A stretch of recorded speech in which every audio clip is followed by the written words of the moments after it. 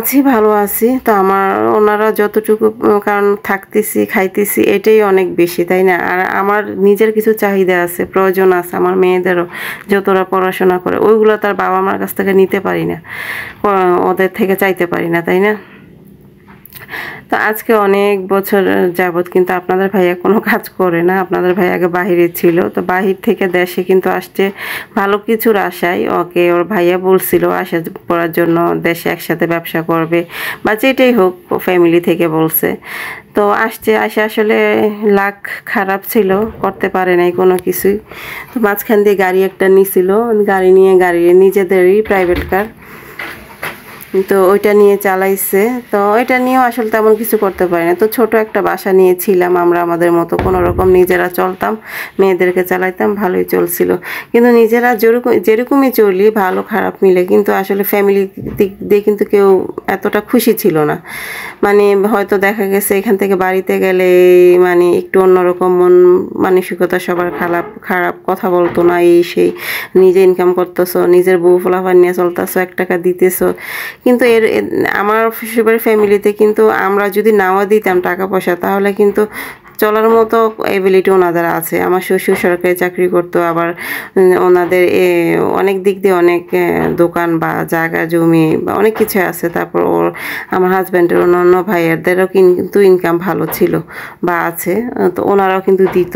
তো আমরা একজন মানুষ হয়তো একটু খারাপ বা কোনো রকম চলে নিজেরা খেয়ে পড়ে বাঁচতাম। তারপরে ওনাদের চাহিদা ছিল, থাকবেই, ছেলে হিসাবে চাহিদা হয়তো থাকবেই, কিন্তু বলতাম যতটুকু পারো দিও। কিন্তু আসলে নিজেরাই খেয়ে পড়ে চলতাম আর কি কোনো রকম। তো বাড়িতে গেলে এরকম অশান্তি, মানে যতবারই বাড়িতে যাইতাম অশান্তি, এই নানান রকমের প্রবলেম, কথা বলতো না বা ভালো ব্যবহার নাই, এই সেই এরকম হইতো। তো আপনাদের ভাইয়ের সাথে চিল্লানি ঘ্যানঘ্যানানি, তো আপনাদের ভাইয়া তো সব কথা আমাকে কিন্তু খুলে বলতো না, যে এরকম বলে ওরকম বলে। তো মাঝে মাঝে বাড়ি থেকে যখন বাসায় আসতাম, ও আসলে ও কথা বলতো না, মানে মন খারাপ করে থাকতো। তো এগুলো তো আমার কাছে ভালো লাগতো না। কিরে তুমি এইভাবে, আমি জিজ্ঞেস করতাম এভাবে থাকো কেন, এইভাবে কথা বলো কেন বা এরকম। তো এরকম করতে করতে মানসিক এতটা টেনশনে ছিলাম, মানে এতটা ডিপ্রেশনের মধ্যে চলে গেছিলাম, মানে যে কি করব না করব কিছুই মানে করে উঠতে পারতেছিলাম না। তার মধ্যে যে হুট করে কিন্তু দেখেন, হুট করে কিন্তু বললে কিন্তু সব কিছু ছেড়ে ছুড়ে দিয়ে চলে যাওয়া যায় না। যেহেতু আমার এখানে একটা যেরকমই হোক সংসার হয়ে গেছিলো, আমার মেয়েরা পড়াশোনা করে এখানে, মেয়েদেরকে বছরের মাঝে মাঝে আমি কোথাও নিয়ে যেতে পারবো না। তো এই তো কথার মাঝখানে বলে দিচ্ছি যে এক যে জুতা দেখতেছেন, এটা আমি কালকে নিয়ে আসছি মেলা থেকে, যে ব্যাগ ঠিক করতে গেছিলাম তখন 100 টাকা করে নিছে। তো যেহেতু এখন একটু অসুস্থ, হসপিটালও হয়তো ভর্তি হব আর 1 মাস পর, তারপরও একটু বাইরে যেতেও লাগে, বাসায়ও জুতা পরে হাঁটলে ভালো।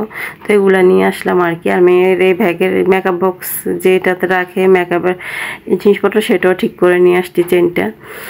তো যাই হোক, যেটা বলতে নিছিলাম, তো এরকম প্রবলেম হইতো। তারপর আমি আপনাদের ভাইকে আবার আমি আমার কিছু আত্মীয় স্বজনের সাথে পরামর্শ করলাম। তো ওনারা বললো কি, দেখো এইভাবে তো সংসার চলে না, যেহেতু তোমার হাজব্যান্ডই তোমার সাথে ঠিক মতো কথা বলতো না, মানে ও বলতো না কি, মানে ওরে মানুষ বাড়িতে গেলে ওকে শুধু এটা সেটা বলতো, কী জন্য আমি এখানে আসি, কী জন্য ও ফ্যামিলি নিয়ে রাখছে। আরে বাবা, তোমরা তো আমাকে বাড়িতে নিলেও তো তোমরা আমাকে চালাবা না বা চালায়ও নাই, এরকম অবস্থা আর কি। তো তো এই আর কি। তো আমি বলার পর তো ওকে অনেক বোঝানোর চেষ্টা করছে যে বাড়িতে কি আমাদেরকে একটু চালাবে বা আমাদের পয়সা দিবে, যে থাক আমরা সব ছেড়ে চলে যাই ওখানে, আমার মেয়েদের পড়াশোনার খরচ দিবে, আমাদের পার্সোনাল খরচ দিবে, এগুলো তো কেউ করবে না। তো আপনাদের ভাইকে বুঝাইতে পারিনি। তারপরে রাগ করেই বাসাটা ছেড়ে দিছি। বাড়িতে গিয়ে 1 বছর ছিলাম, বড় মেয়ে ছিল নানুর বাসায়। তো 1 বছরে আসলে অনেক কিছুই ঘটে গেছে। আপনাদের ভাইয়া বুঝতে পারছে যে আসলে নিজের না থাকলে কারোই নাই। তো এই আর কি। তো তারপর কি করব, এর মধ্যে এভাবেই চলছে। তার মধ্যে তো কনসেপ্ট করলাম আমি। আপনাদের ভাইও বাহিরে যে আরেক জায়গায় যাওয়ার জন্য একটু ট্রাই করতেছে। আজকে এতটা বছর বসে আছে একটা মানুষ, যার বউ আছে, বাচ্চা আছে, বাচ্চারা বড় বড়, তাদের দৈনিক খরচ আছে, সে কিভাবে বসে খাইতে পারে। তো খাইছে আসলে, আমি জানি ও মানসিক টেনশনে থাকতো সারাক্ষণ। তো কি করব, কিছু বলার তো নাই। আমার যতটুকু প্রয়োজন ততটুকু আমি তার কাছে চাইতাম, কিন্তু যেটা প্রয়োজন সেটা আপনার টাকা পয়সা থাকলেও করতে হবে, না থাকলেও করতে হবে। তো এইভাবেই চলতেছিল, কারণ খরচ তো লাগবেই, মেয়েদের খরচ আছে, ওদের দৈনিক খরচ আছে, সব কিছু মিলিয়ে চাহিদার তো শেষ নাই। তো কীভাবে যে আমার দিনগুলো কাটতো, এমনও মাঝে মাঝে, যেমন আপনাদের ভাই আজকে 1.5 মাস 2 মাস কিন্তু আমাদের থেকে দূরে আছে, আমি এখানে আছি, খাওয়া দাওয়া বা থাকাটা বাবা মার, কিন্তু নিজের খরচটা তো নিজেরই করতে হইতেছে।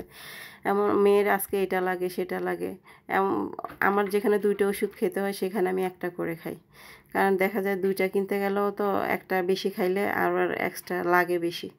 তো এই জন্য এইভাবেই চলতেছে। তো আসলে অনেক কথা বলার আছে, বলবো আপনাদের সাথে মাঝে মধ্যে, তাই বললাম আমার চাহিদাটা হয়তো বা একটু অন্যরকম।